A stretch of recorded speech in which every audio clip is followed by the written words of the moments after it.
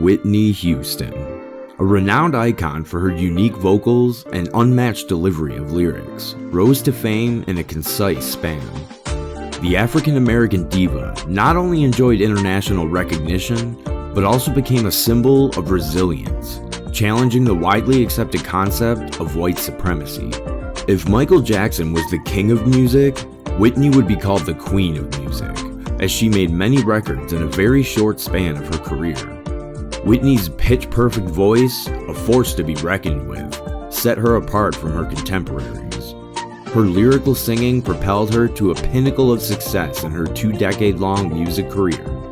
The news broke on the eve of the music industry's biggest night, the Grammy Awards, that the Queen of Pop, a diva with a mesmerizing voice, was found dead in her hotel bathtub.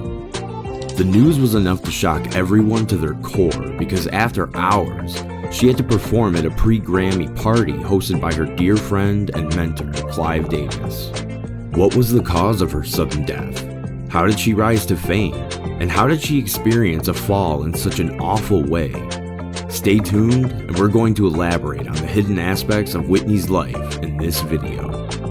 Getting fame as America's sweetheart and the voice, the legendary Whitney Houston was one of the most distinguished singers in the music industry.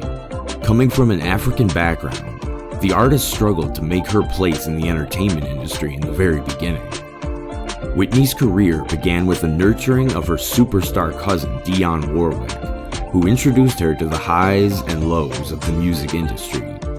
Her hard work enabled her to deliver record-setting performances one after another. She was destined for stardom from the beginning of her career and ultimately achieved it. Born on August 9, 1963, in New Jersey, Whitney was raised in an environment that embodied music's greatness. She refined her vocal skills in childhood when she sang in the church choir and performed on the stage with her mother. In her teenage years, she sang "I Am Every Woman" as a backup for Chaka Khan, the queen of American funk. Whitney also performed at a New York nightclub in 1983, and her lyrical approach was widely appreciated. One day during her performance, the superstar Clive Davis spotted her and signed her on the post. Houston released her first debut album, Whitney Houston, in February 1985. It soon succeeded in the maximalist world of music and received wide acclaim. Analysts reported her voice as one of the most exciting voices of the year.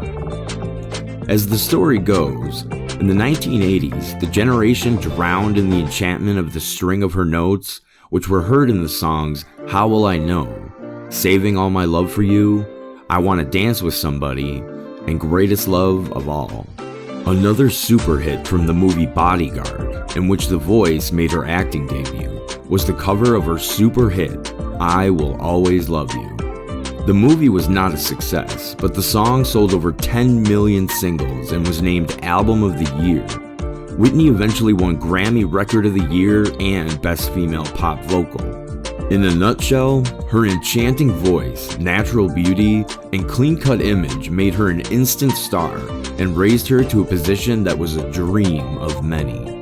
You might wonder why her voice was widely recognized and everyone admired it. Technically, Whitney was known for her dramatic mezzo-soprano voice, and her vocal power, range, and melismatic skill always kept her ahead of her peers.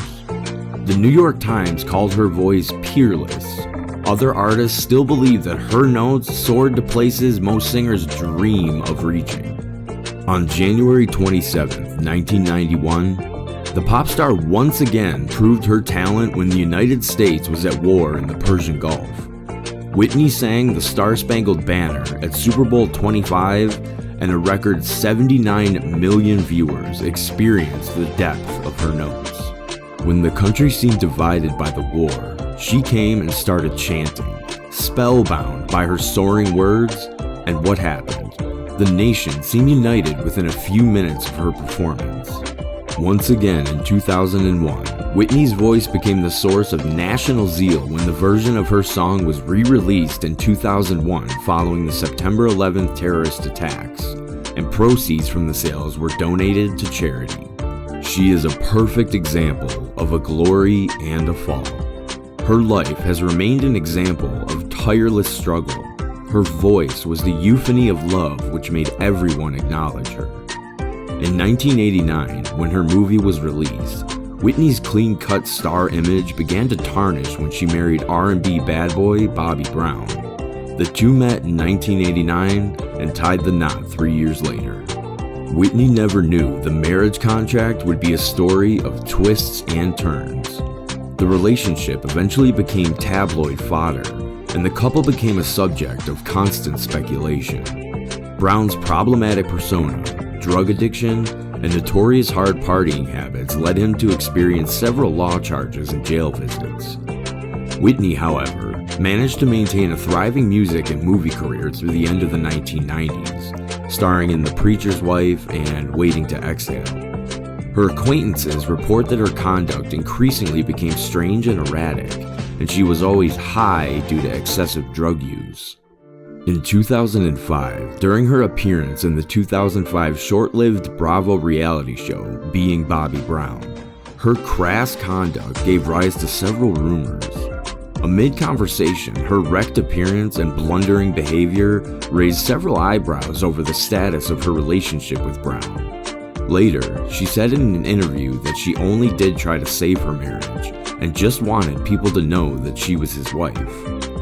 Throughout their 14-year marriage, they welcomed a child, Bobby Christina Brown, and continued to succeed in their careers. But they also indulged in drug addiction, alcoholism, and marital strains. To the world, Whitney was just a musical singer, but in person, she was a lonely soul who, due to the pressure of fame, became another victim of drug abuse. When her marriage split, she became a media highlight as multiple sources speculated about her drug usage. In an infamous interview with BBC in 2002, Whitney admitted that she has been using drugs but not crack, as crack is whack. She further told the host, "The biggest devil is me. I'm either my best friend or my worst enemy." One of Whitney's family friends mentioned in the interview that Whitney's drug usage was an outlet for her inner grief and was the catharsis of her unheard feelings. Passing through several ups and downs in marriage, her drugs were her rebellion against all, and there had to be some outlet. For her, it became drugs. According to Clive, the record executive with whom she worked for years, Whitney did drugs to escape her pain. Whitney tried to get rid of the drug abuse, which was slowly deteriorating her. She bounced in and out of drug rehab twice, declaring herself drug-free during a 2009 interview with Oprah Winfrey.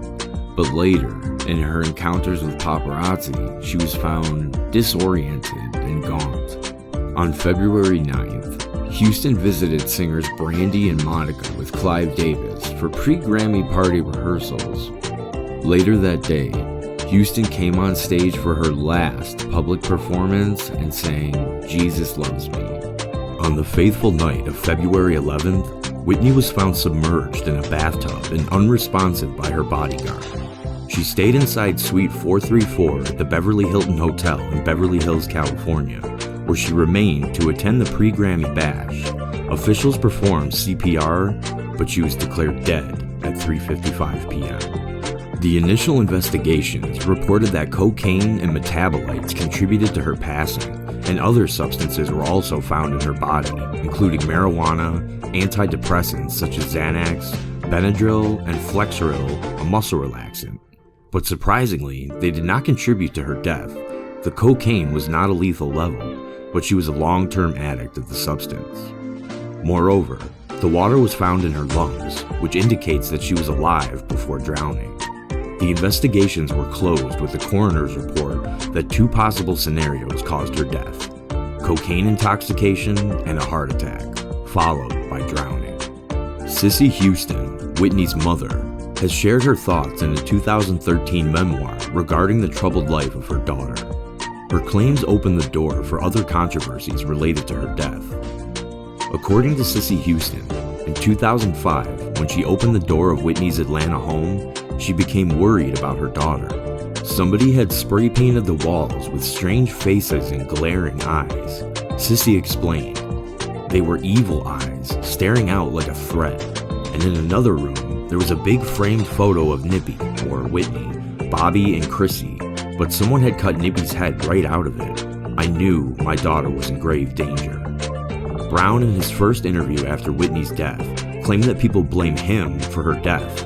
He added, I didn't know she was struggling with drugs, and he had not introduced Houston to any drugs. She had used narcotics way before they met. I wasn't the one that got Whitney on drugs at all.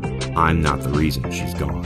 However, after an extensive investigation, it was ruled that Houston's death was accidental, with the contributing factors of heart disease and cocaine use. Her powerful voice continued to win accolades even after her death.